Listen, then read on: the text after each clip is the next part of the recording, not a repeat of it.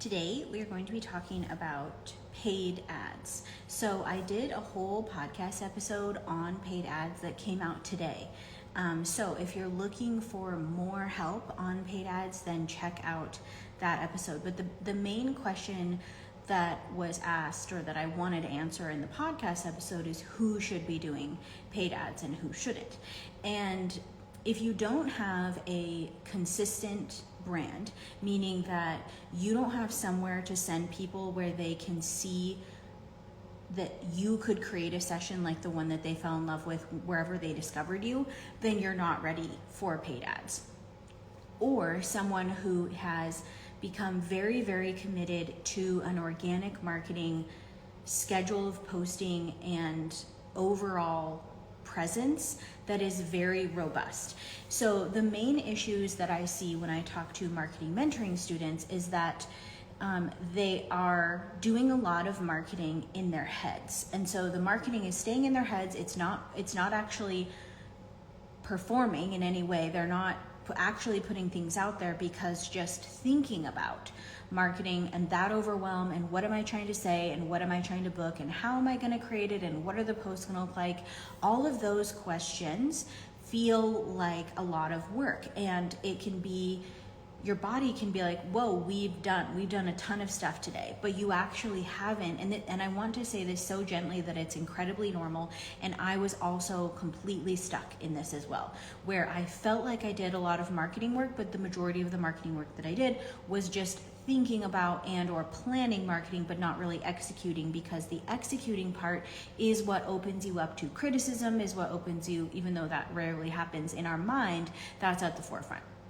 So if someone has jumped over all of those hurdles and they have committed to, let's say, a very robust Instagram strategy where they're showing up very consistently and multiple posts, reels a day, they're treating it like a part-time job, and they are filling up their booking calendar with that organic marketing, or you can insert any other type of organic marketing strategy, a newsletter, a networking event. They pay really good attention to their referrals and have a referral strategy.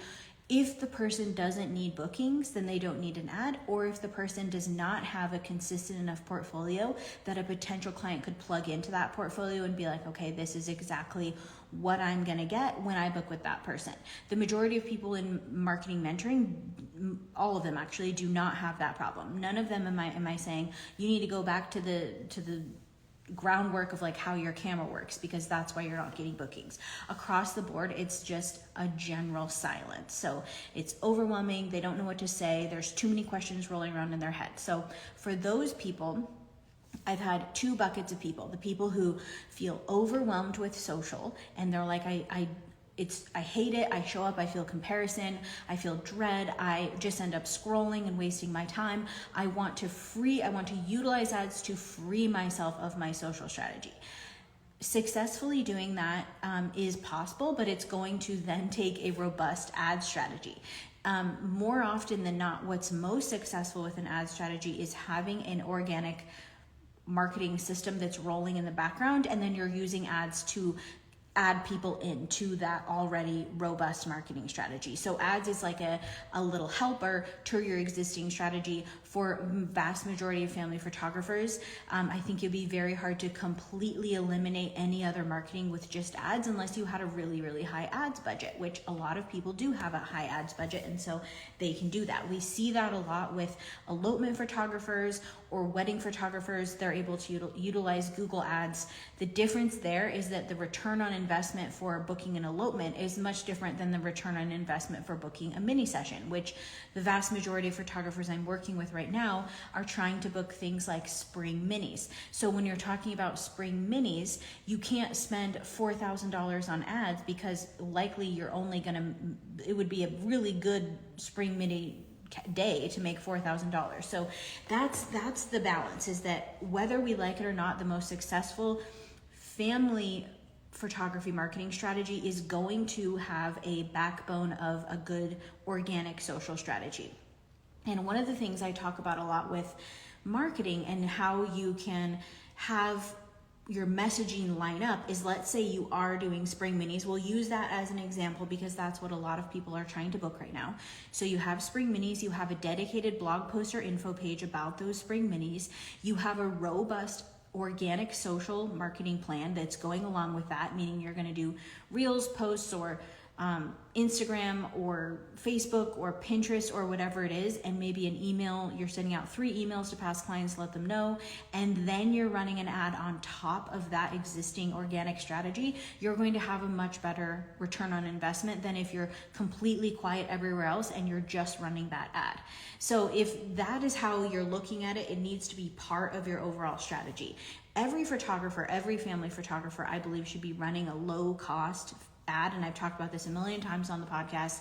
This is just a general awareness ad about your business. So it would be like a family photo, a location direct headline and description. You're bringing the local people of your town into your business through your very low cost Facebook ad, and then anything on top of that is tied to your actual strategy. I would say that the vast majority of family photographers, that strategy piece is what's missing, and so it's very hard to plug into something that doesn't exist. So if I'm running an ad to help fill, let's say I was doing snow minis, it's a lot easier if my persona, and I have a lot of other marketing out there that talks about snow minis, my trust with a potential client is going to be built so much faster if I'm doing that organically and my ad is also bringing new eyes to my business. And so one of the ways that you can think about ads that make them less intimidating is they're just like head turners. You're just getting more eyes to turn towards your business. And the better you can create your business to accept those people in, invite them into your brand, quickly build trust with you, let them know what's available and how they can book with you, the more return on your investment you're going to have. So, specific questions are, always so technical, like how much should I spend? How many ads should I run? A lot of that is very dependent on your particular business. None of these ads I don't think have to be particularly expensive. The most expensive ad that I've been running is like a $10 a day ad for headshots in this studio. And it's very local, and I've booked now 3 sessions from that one ad from $10 a day. For me, that's very worthwhile return on investment. The ads that I've had in the past that haven't worked well have been like for my mountain sessions. It's very hard for me to target people because a lot of people that end up booking those mountain sessions with me are people that are visiting from out of town. So like, how do I even find them? I would have to, if I'm getting someone from out of town, they would have to see the ad and then book and then plan a trip here. And so often it doesn't work that way with ads for those type of sessions. And that's why Pinterest works really well, because often people are planning trips to the parks and then they see my images as they're planning on Pinterest, which is a big planning tool for people who are planning trips, and then they see that they can add my photography onto their trip.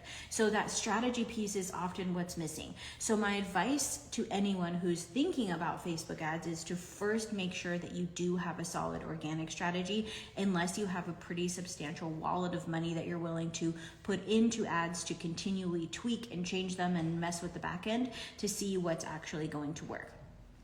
There's been a couple changes on the back end of Facebook that I think have made ads a lot easier. And one of them is just they're leaning heavily on AI to target, whereas before you had to go in there and manually choose everything that you were trying to get from the ad. Like, this person is this age, they have this interest, they like this type of thing. It became very much also in that chase mindset that I try to avoid. And I think the AI utilizes an attraction method more, where you're putting your best work out there, you're putting very relevant content, you're inviting people into your brand, your copy is very local based, like Seattle area families, so that the AI can utilize what you've given it to go find those families, show them your information, and then you can attract people back to you that way.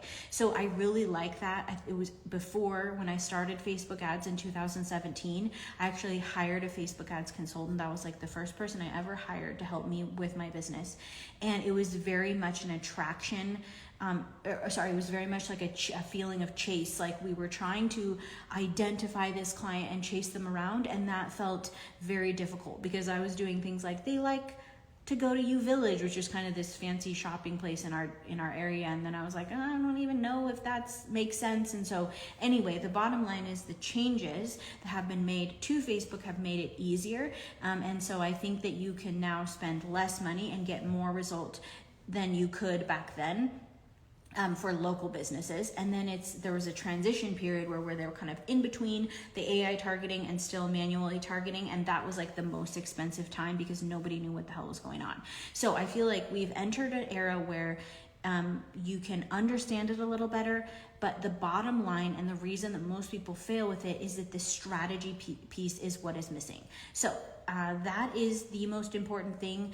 If you have technical questions about your specific Facebook ad, I can try to help with them, but like so many of those things can be just a Google answer away, like why your specific website platform is not accepting your pixel, which is the pixel is like the little code that you can put on your website that helps track people that are coming. Those are things that, like, if I don't know your website platform, I can't really help you with that. But Google, like someone somewhere has had your exact Facebook ads problem, and so it's really good to utilize AI for those types of things. Overall, the bottom line is before you get into ads, have a strategy. If you're struggling with strategy, then think about what you're trying to book. That's the question that a lot of people are missing, and they're just posting old fall stuff, or they're just pulling random images out of anywhere they can find to try to say something. And I would say that strategically saying something is much more important than just posting to post. So once again, the thing I want to point out is that if you want to join the Facebook ads class, it's 2 live classes that'll be recorded plus a course-like module that'll answer a lot of questions as well. And if you join mentoring, which is 8 weeks of one-on-one with me, then you get that included for free. So if you are struggling overall with strategy, then this could be a really good time to do both. So you can kind of have the strategy going on in the background and be learning about Facebook ads. And then as you roll forward, you can just keep building seasonal marketing plans and moving to the next season and taking what you learned in the previous season and moving forward. So I want you all to be curious, not furious, about Facebook ads, because the marketing landscape is really tricky right now. And I was just talking about on the podcast, there's a ton of noise. There's a lot of stuff going on in the world right now. So we're competing with a lot of emotion, which is totally normal. I understand why people are feeling it, but what it means for us is we need to be more strategic with what we're talking about, and we need to focus on building trust with us as the business owner. So that can feel overwhelming and frustrating, and if you need help, I'm here to help you. But I'm really excited for people to get into this side of paid ads, because I think it can just be our first little assistant of our business, because so much of this work we do alone and it can be lonely, and so the ads can be out there working for you when you're doing other stuff in your life. So I hope this was helpful, and if you have any other questions, just shoot me a DM.